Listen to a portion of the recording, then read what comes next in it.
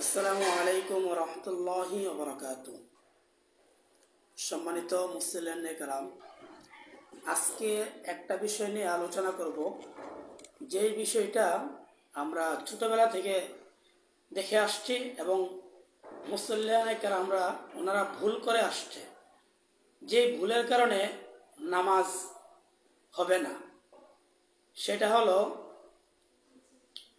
আমরা যখন শুক্রবারে নামাজ পড়তে যাই, সারা সপ্তাহ তো নামাজ ঠিক মতো পড়ি না, অনেকে আছি। শুক্রবারে যখন নামাজ পড়তে যাই তখন আমরা দেরি করে যাই এবং দেরি করে যাওয়ার পরে শেষ নাই, সমস্ত মুসল্লিয়ানে কেরাম সামনে বসে আছে। এটা আমরা অনেকে পিছন থেকে গিয়া ধাক্কায় ধাক্কায় সামনে গিয়ে বসে যাই। এটা ঠিক না, এই কাজটা করা ঠিক না। অতএব এই কাজটা করবেন না কেউ, ইনশাআল্লাহ।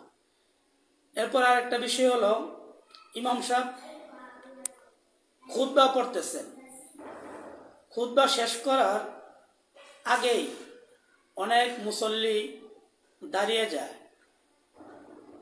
এটা কিন্তু ঠিক না। ইমাম সাহেব যখন খুতবা শেষ করবে, ইমাম সাহেব মিম্বর থেকে নামার পরে আপনারা নামবেন। যারা মুসল্লি আছেন, আমরা আছি, আমরা সকলেই, উনি ইমাম সাহেব মিম্বর থেকে নামার পরে আমরা দাঁড়াবো। এর আগে আমরা কেউ দাঁড়াবো না। এই ভুলটা আমরা কেউ করব না, ইনশাআল্লাহ। আরেকটা বিষয় হলো, ইমাম সাহেব যখন নামাজ পড়ান তখন আমরা অনেকে কি করি, ইমাম সাহেবের আগে তাড়াহুড়া করে ইমাম সাহেবের আগে আমরা নামাজে চলে যাই, রুকুতে, সিজদাতে এবং দাঁড়ায়া যাই। এটা করলে মনে হচ্ছে যে আমরা ইমাম সাহেবের পিছনে নামাজ পড়তেছি না, আমরা নামাজ পড়তেছি, মানে ইমাম সাহেবকে আমরা নামাজ পড়াইতেছি। এটা হাস্যকর বিষয়। গেলাম মসজিদে ইমাম সাহেবের পিছনে নামাজ পড়ার জন্য, কিন্তু পরিবেশ তৈরি করলাম আমরা নামাজ পড়াচ্ছি ইমাম সাহেবকে। কিন্তু এটা করলে ইমাম সাহেবের কিচ্ছু হবে না, হ্যাঁ, আমার আপনার নামাজ নষ্ট হয়ে যাবে। এত কষ্ট করে আসলেন কিন্তু নামাজটা তো এটা নষ্ট হয়ে গেল, নামাজটা হলো না। সাপ্তাহিক শুক্রবার, ঈদের দিন এই কাজটা কেউ করবেন না, দয়া করে। আরেকটা বিষয় আমি লক্ষ্য করছি, সারা সপ্তাহ নামাজ না পড়লে কি হবে, কিন্তু শুক্রবারে 3 রকমের মুসল্লি পাওয়া যায়।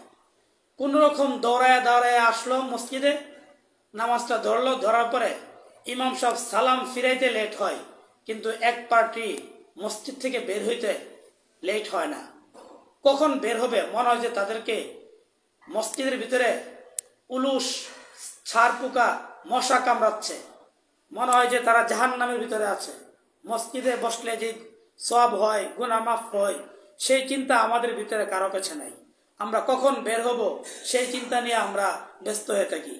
সালাম ফিরানোর সাথে এক পার্টি বের হয়ে যায় আর 2 পার্টি বসে থাকে, মোট 3 পার্টি। এটা আমি গবেষণা করে দেখলাম, আপনারা এটা গবেষণা করে দেখতে পারবেন ইনশাআল্লাহ। সেটা 2 নম্বর পার্টি হলো দোয়ার জন্য বসে থাকে, দোয়া শেষ, 2 নম্বর পার্টি সুন্নত মুন্নত কিচ্ছু নাই, বের হয়ে যায়। এটা হলো 2 নম্বর পার্টি। আর 3 নম্বর পার্টি যারা আর এই প্রকৃতভাবে মুসল্লি, যারা সবার আগে মসজিদে ঢুকে এবং নামাজ পড়ে, সুন্নত শেষ করে তারপরে মসজিদ থেকে বের হয়। অতএব আমরা এই তাড়াহুড়া করব না।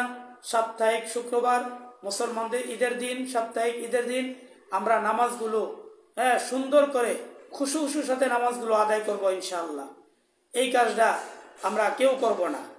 আরেকটা বিষয় হলো, কিছু কিছু মানুষ আছে তারা নামাজ পড়ে নাই আগে, কিন্তু যে কোনো এক বুজুর্গের হাওলায় গিয়ে বা কোনো ফিরের হাওলায় গিয়ে বা কোনো মানুষের কথা শুনে অথবা তাবলিগে গিয়ে তাবলিগের কথা শুনে সে নতুন নামাজি হয়েছে।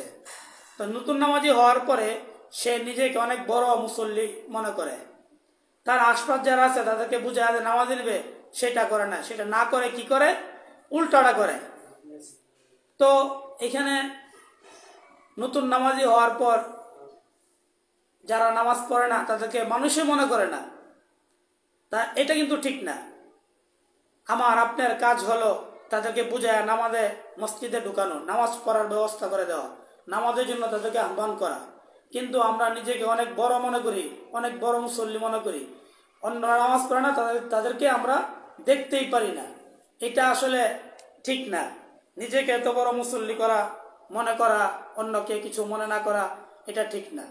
আরেকটা বিষয় হলো, কিছু মানুষ নামাজ পড়ে সপ্তাহে একদিন, হ্যাঁ, আমরা তাদেরকে বলি কি যে সপ্তাহে একদিন নামাজ পড়ে, তো তোর নামাজ পড়লে কোনো লাভ নেই, এই সমস্ত কথা। তারপরে 1 ওয়াক্ত পরে, 2 ওয়াক্ত পরে, 3 ওয়াক্ত পরে না, তাদেরকে উৎসাহ দেওয়া, তাদেরকে মানে নামাজের জন্য উৎসাহ দেওয়া। এই কথা অনেকেই বলে যে তুই 1 ওয়াক্ত 2 ওয়াক্ত নামাজ পড়াস, তোর এই নামাজে কোনো কাজ আসবে না, এই নামাজ পড়ার কোনো লাভ নেই।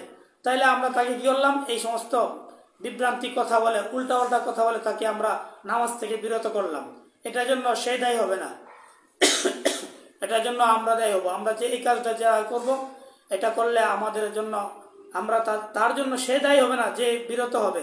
কিন্তু আমার কথার কারণে সে যেহেতু নামাজ থেকে বঞ্চিত হয়ে গেল, এর জন্য দায়ী থাকতে হবে কাল কিয়ামতের মাঠে আমার এবং আপনার। যারা এই কাজটা যারাই করবো তাদের হবে ইনশাল্লাহ। আমি অল্পতে কিছু কথা বলার জন্য কথা বলেছি এবং বোঝানোর জন্য চেষ্টা করেছি। আপনারা যারা দেখবেন আমার ভিডিওটা, সকলেই লাইক, কমেন্ট, শেয়ার করে দিবেন এবং আমাদের ভিডিওর মধ্যে ফলো করে দিয়ে পাশে থাকবেন। আর ইউটিউবে যারা দেখছেন আপনারা সকলে সাবস্ক্রাইব করে দিবেন, বেশি বেশি করে শেয়ার দিবেন। আপনাদেরকে সকলকে আন্তরিক অভিনন্দন জানাচ্ছি। এই বলে আমি আমার বক্তব্য শেষ করেছি।